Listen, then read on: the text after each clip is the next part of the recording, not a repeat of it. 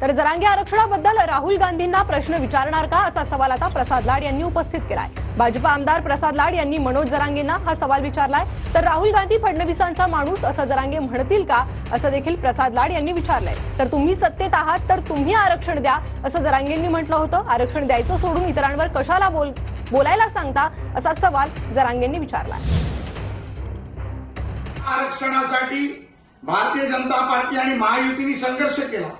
ज्या आरक्षणासाठी मराठ्यांना आरक्षण दिलं तेच आरक्षण जर राहुल गांधी संपवणार असतील तर मनोज जरांगे पाटील राहुल गांधींच्या विरोधात पत्रकार परिषद घेणार आहेत का? मनोज जरांगे पाटील आता हे म्हणतील का की राहुल गांधी देखील देवेंद्र फडणवीसांचा माणूस आहे म्हणून?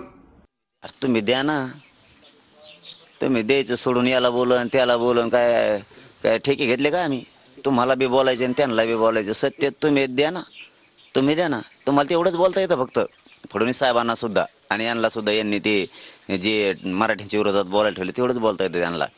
लोकांची आशा तुमच्याकडून, तुम्ही द्या ना, त्यांना फायदा झाला तुम्हाला होईल। कळतंय का लाडला शब्द? आम्हाला नुसते पत्रकार परिषदान लिहून घ्यायला ना आणि हे करा ना, आम्हाला काय कामाला ठेवलं काय? तुम्ही नोकर आहेत काय आम्ही तुमचे?